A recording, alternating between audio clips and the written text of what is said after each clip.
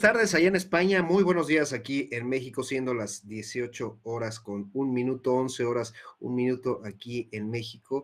Bueno, pues iniciamos Visión Global y iniciamos con una noticia muy especial. Recordemos que la semana pasada estuvimos platicando al respecto y es que el día de ayer se refrendó precisamente el Congreso de la Unión, ratificó el nombramiento de Omar Mejía Castelazo como subgobernador de Banco de México por un periodo de 8 años. Bueno, pues esta noticia muy interesante, sobre todo que ha estado pues llena, sobre todo cuestionando la experiencia de Omar referente a la política monetaria aquí en México. Bueno, pues lo cierto es de que la figura de subgobernadores y la gobernadora de Banco de México, la actual gobernadora, bueno, pues han respetado muchísimo la autonomía. Esperemos que con esta ratificación, bueno, pues continúe este respeto hacia la autonomía de Banco de México. Y bueno, rapidísimo, con esta noticia, se está depreciando el tipo de cambio. Recordemos el tipo de cambio que teníamos, 18 pesos con 70 centavos, 75 centavos. Bueno, pues el día de hoy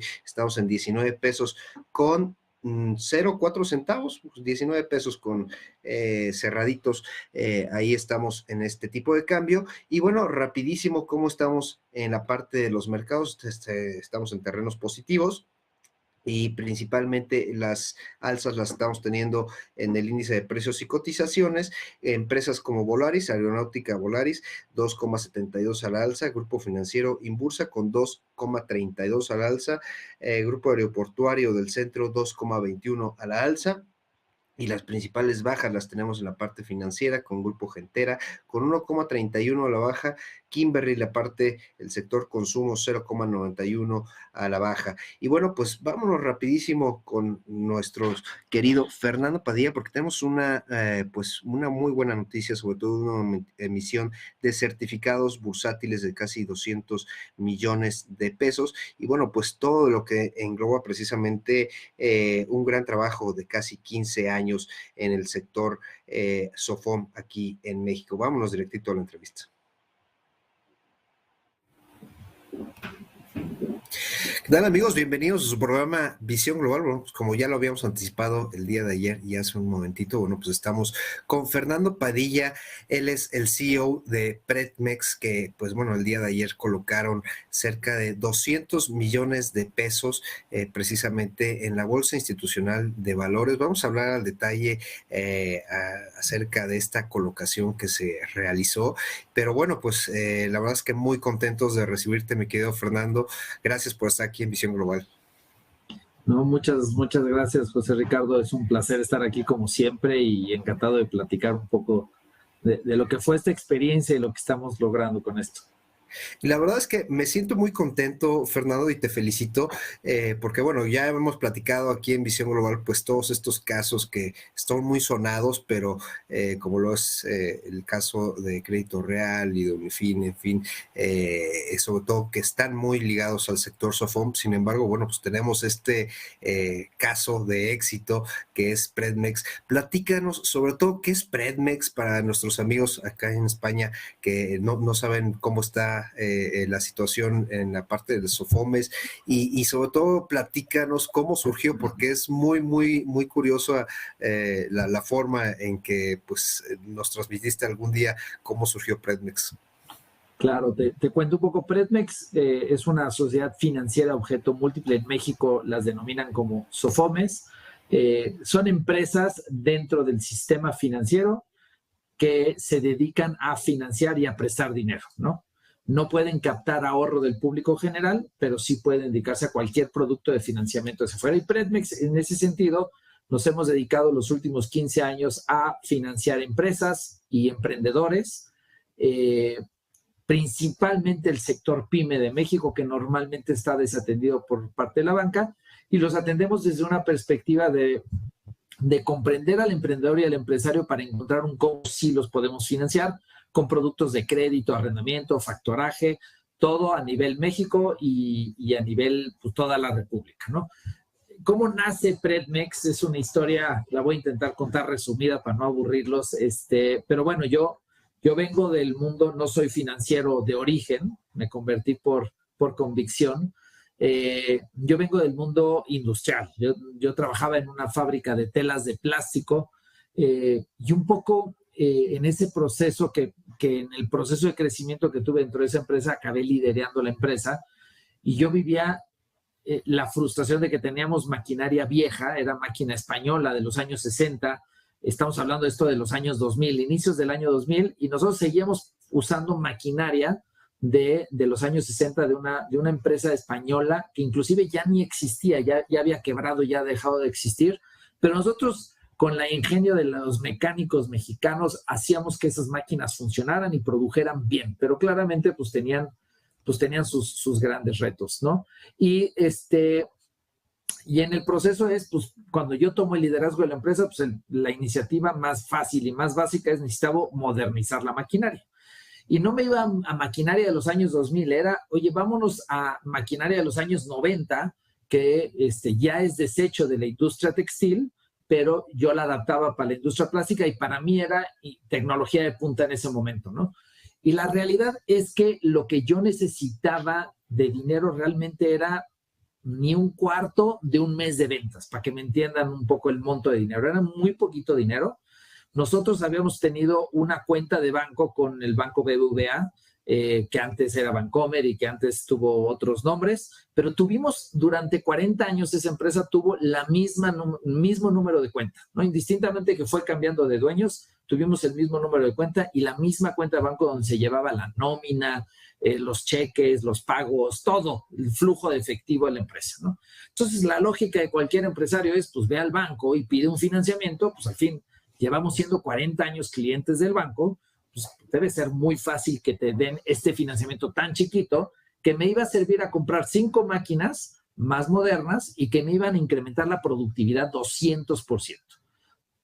En contexto, nosotros teníamos ventas que estábamos dejando de entregar a clientes y lo tenía perfectamente demostrable, los órdenes, los pedidos. Entonces, ya estaba inclusive vendido ese incremento de producción. O sea, era un no-brainer para cualquiera que entendiera ese negocio.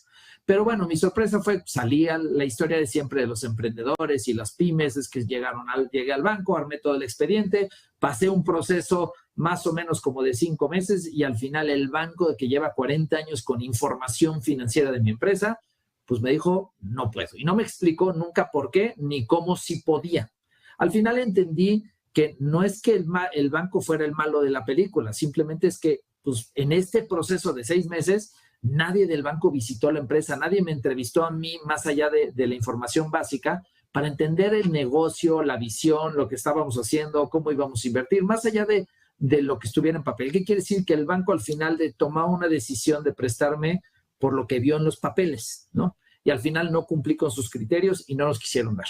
Y en ese momento que nosotros estábamos buscando ese fondeo, pues yo leí en el periódico este tema de Sofomes en México, un artículo que hablaba de este nuevo modelo de empresas que venían a solucionar la inclusión financiera en el país, enfocada a atender a las personas que vivían en los pueblos donde no había infraestructura bancaria.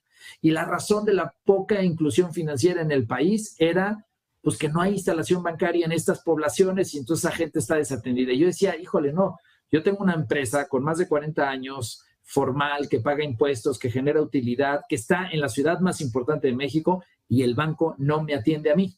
Entonces, en ese sentido, pues me dio el gusanito de decir, oye, si el sistema financiero no me va a resolver mi dolor, que me va a ayudar a que crezca mi empresa, pues tengo que salir yo a resolvérmelo a mí mismo. Y entonces ahí nace la iniciativa de fundar una Sofome en México enfocada a resolver mi propio dolor, que resultó que mi dolor lo tenían casi todos los empresarios pymes de México, donde México es un país del 99% de las empresas son pymes, que quiere decir que el problema era totalmente replicable y eso fue pues parte de cómo surgió Predmex y cómo ha sido creciendo estos 15 años.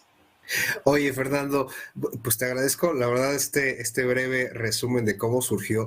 Y vámonos al tema de la cartera. Seguramente, pues vaya, la cartera se alimenta del apetito de riesgo, de apoyarlos, pero también son muy mesurados en ese aspecto. Estos 200 millones de pesos, quiero preguntarte, a ver, En primera es la calidad de la cartera, obviamente, de los certificados, que nos platiques un poquito de la calidad de los certificados que están atrás de esta emisión. Y la otra es el perfil de riesgo que ustedes están manejando, porque no nada más es colocar por colocar, sino tienen ahí precisamente esta eficiencia detrás de Predmex, ¿no? Claro, no. Y tiene que ver, o sea, un poco lo que tenemos en los certificados bursátiles es más o menos lo mismo que nos dedicamos, ¿no? Nosotros traemos esta premisa inicial de financiar con mucha tecnología, o sea, nosotros estamos catalogados como una empresa fintech de México, a pesar de que somos una SOFOM y estamos regulados como una SOFOM, donde hoy, digo, para el contexto, pues hay una regulación para el mundo fintech, que son empresas muy específicas como crowdfundings, medios de pago, y hay una regulación para SOFOMes, que son las empresas que se dedican a pedir préstamo, pero eso no quiere decir que una SOFOM no puede ser fintech, ¿no? En el lado de lendtech, ¿no? O de lending. Entonces, Predmex, a través de mucha tecnología, algoritmos, inteligencia artificial, procesos 100% obviamente de onboarding digital, pues hacemos mucho para poder obtener la información del cliente de manera muy rápida, y toda esa información metemos en un algoritmo que está aprendiendo, que tiene machine learning, y nos ayuda a evaluar el riesgo empresa, ¿no? Basado en muchas cosas, desde los tradicionales como sus ventas, sus utilidades, a impuestos, como su presencia en redes sociales, su actividad, qué tan activos estén, y ahí mezclamos para sacar nuestro algoritmo de riesgo. Eso nos ayuda a determinar quién califica y quién no, ¿no? Pero sí tenemos una premisa muy importante de, más allá de califica o no califica, es entender al empresario, o sea, lo que a mí me pasó, entender al empresario o al emprendedor de para qué necesita el dinero, cómo está generado su modelo de negocio, y poder entender cómo le podemos estructurar un producto que sea seguro para nosotros y beneficioso para el cliente. Eso hace que hoy tengamos una gama de productos más amplia, inclusive que los bancos, desde el punto de vista de financiamiento de los distintos productos que manejamos: crédito, arrendamiento puro, arrendamiento financiero, factoraje a proveedores, confirming, porque es saco a la medida para encontrar un cómo sí y poder estructurar. Cada uno de esos productos tiene su propia estructura. Eso nos ayuda a que al final nuestra cartera está, 80% de nuestra cartera, si no es que un poquito más, tiene garantías duras, ¿no? Una garantía inmobiliaria, una garantía mobiliaria, pero tenemos otros productos que no tienen las garantías tradicionales y tienen otro tipo de garantías, pero lo tenemos bastante estructurado. El éxito de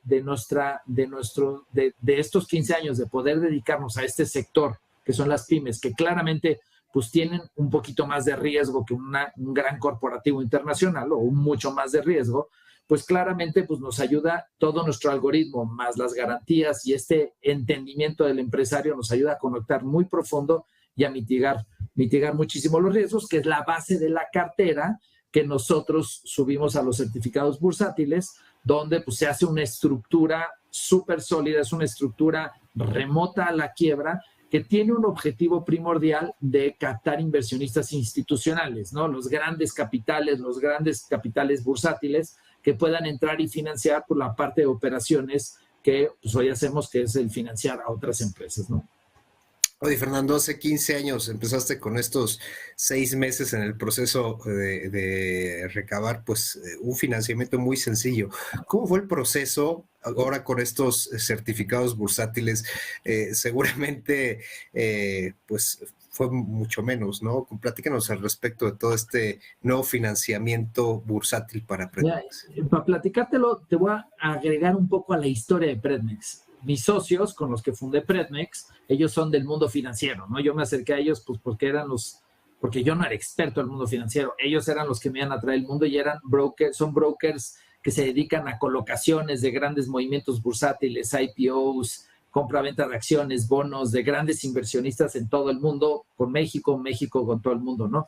Y entonces ellos los contrataron recién, justo antes de que fundáramos Predmex, a ellos los contrató una financiera no bancaria en Brasil para que levantar inversionistas para su deuda pública que estaban saliendo en Brasil, conseguir inversionistas mexicanos que invirtieran en el papel en Brasil. Y el chiste es que la historia fue que ellos traían un objetivo, un mandato de levantar no me acuerdo exactamente los números, vamos a poner que $20 millones y al día 2 de que les dieron el mandato ya tenían vendidos 80, ¿no?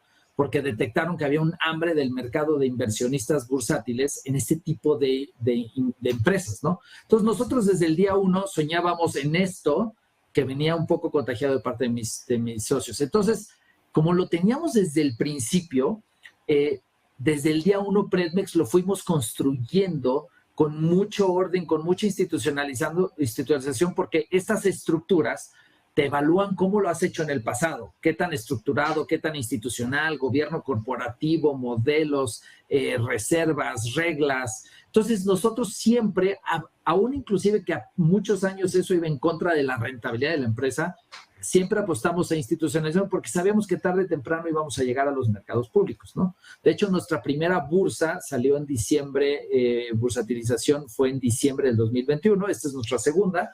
Y bueno, el proceso, pues claramente te lo platico un poco desde la primera.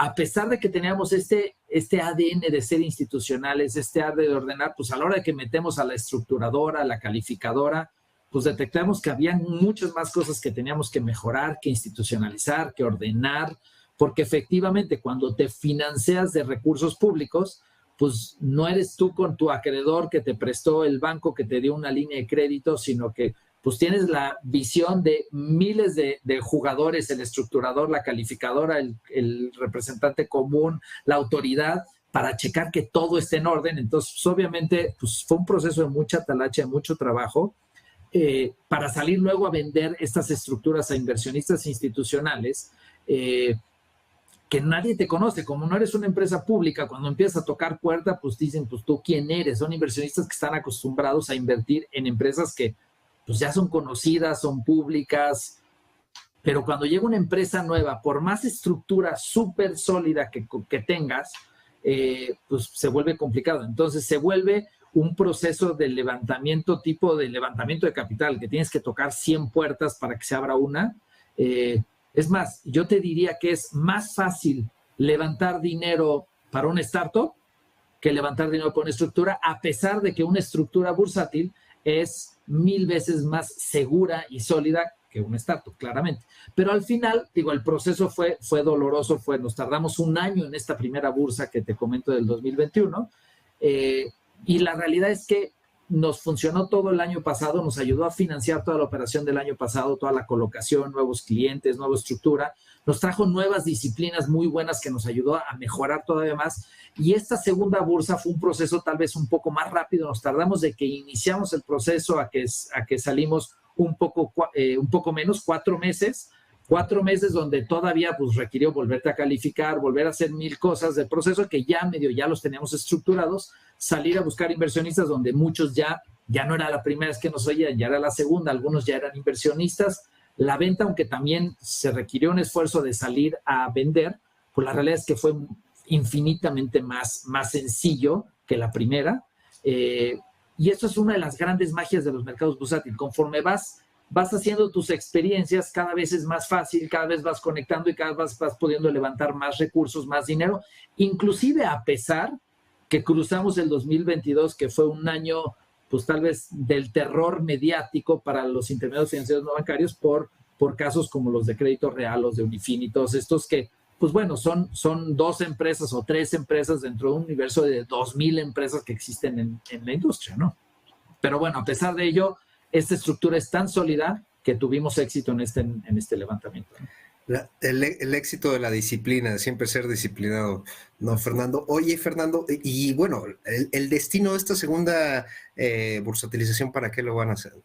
Es simplemente para seguir financiando el tipo de productos que nosotros brindamos, crédito, arrendamiento y factoraje a empresas, hoy todavía focalizado en México.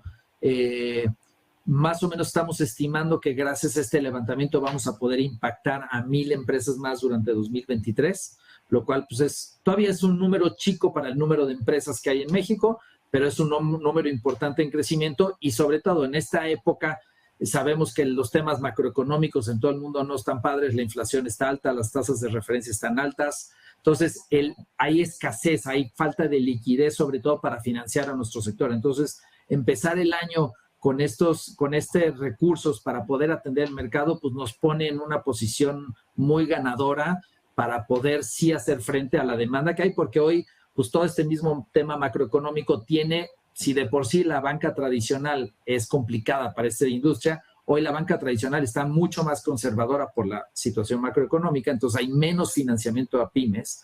Entonces, pues eso nos pone en un punto de oro con mucha oportunidad para seguir creciendo este año, ¿no?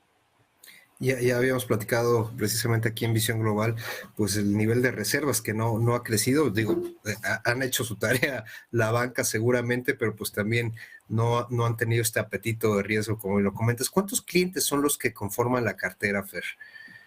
En Predmex hoy traemos, hemos dado en los 15 años más de 50,000 créditos. Okay. Más o menos activos traemos como 1,500, que es más o menos al tamaño de cartera que traemos, más o menos el número de clientes que traemos en la composición de todos los productos, ¿no? Muy bien, muy buena. ¿Y la morosidad que están manejando? Nosotros traemos ahorita una morosidad del 6%, 6 punto poquito, 6 punto bajito.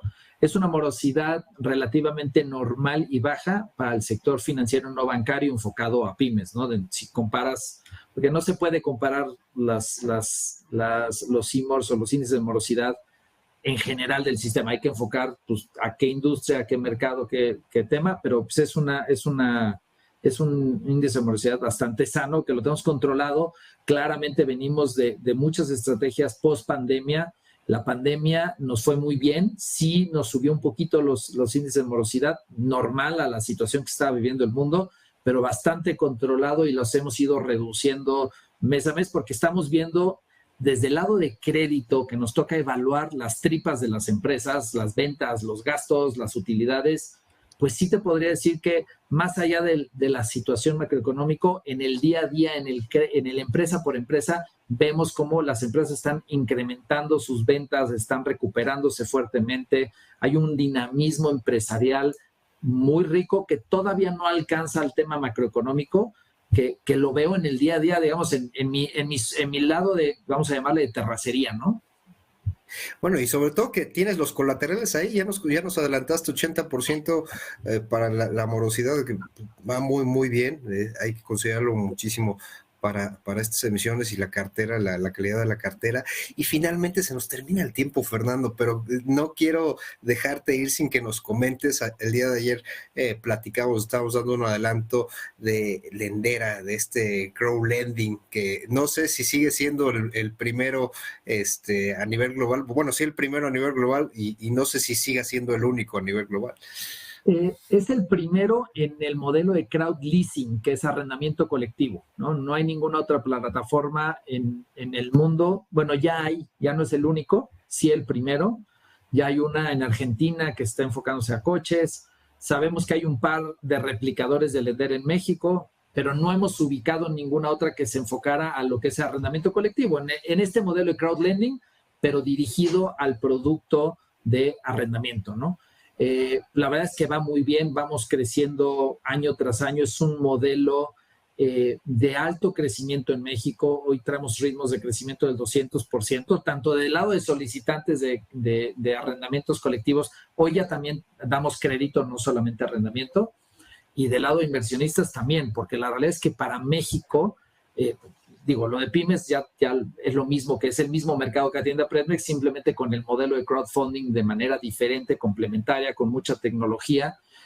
Pero del lado de inversionistas, pues la realidad es que el mexicano promedio no tiene acceso a canales para invertir de manera sencilla, fácil y con relativa seguridad, ¿no? Entonces, pues está creciendo, hay un apetito de este tipo de modelos y nosotros que conecta con empresas productivas, donde el destino de los financiamientos de Lendera tienen que ver siempre con equipo y maquinaria de empresas. O sea, el destino es productivo a empresas que evaluamos igual bajo los mismos modelos que te platicaba y conecta para esta adquisición, renovación, mejora del activo y maquinaria de las empresas, que un poco conecta con mi nacimiento como financiero, de una manera muy sencilla, con arrendamiento principalmente o leasing o crédito también en algunos casos, ¿no?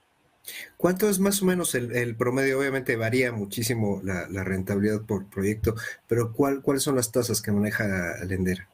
Mi Alendena anda, depende, obviamente va relacionado al riesgo y al tipo de activo y al tipo de empresa. Es una combinación de varios. Pero si hablamos de un rango, las tasas más bajas en pesos mexicanos que salen publicadas en Lendera es 12%, que esa puede alcanzarla igual una empresa pública que está utilizando crowdfunding para levantar fondeo o una empresa muy segura, y una tasa, entendiendo que estamos en CETES en 10% en México, una tasa del 12% pues es muy baja para financiar, y las tasas más altas andarán en un 26-27% en pesos, con empresas que son bastante seguras, pero obviamente la combinación de tipo activo-empresa tal vez los genera un poco más de riesgo. El rango está entre 12 y 26%, promedio está más o menos en 18.9%, ¿no? Del lado de los inversionistas, el rendimiento promedio ya después de impuestos y después de pérdidas, más o menos el rendimiento de ganancia que han tenido en los últimos 5 años es de 19.8%, 18.8%. ¿Y los sectores que estás manejando, Fernando? Sectores, pues prácticamente es empresarios, empresas, cualquier estado de la República, cualquier giro. La realidad es que estamos bastante pulverizados, tenemos prácticamente empresas de casi todos los giros en casi todos los estados de la República, entonces estamos bastante pulverizados, no estamos concentrados a uno o en otro en específico, ¿no? Bueno, pues ahí tienen, amigos, una oportunidad muy alineada, sobre todo al nearshoring que ya hemos platicado y sobre todo la parte industrial. Bueno, pues una oportunidad de inversión aquí en México. Fernando Padilla, director de Predmex, te agradezco muchísimo todo tu tiempo, estos 24 minutos que los atesoramos muchísimo para nuestros amigos aquí en Visión Global. Muchas gracias, José Ricardo. Encantado de estar aquí contigo y con tu comunidad. Y cuando quieras platicamos y cualquier pregunta que tenga tu audiencia, también encantada de contestarla. Padrísimo, Fernando. Te mando un gran abrazo. Bye.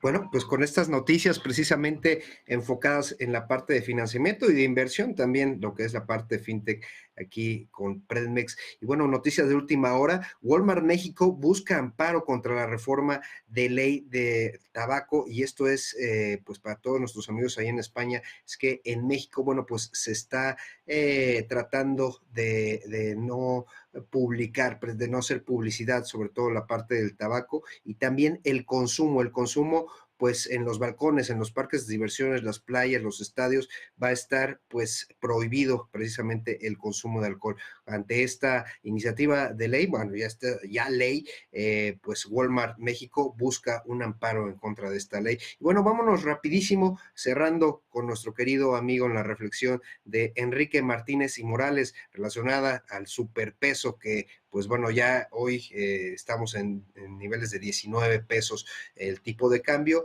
Mi nombre es José Ricardo Rangel. Nos vemos el próximo lunes y bueno, vamos a platicar precisamente sobre esta reforma, sobre esta ley de tabaco. Vamos a ver cómo afecta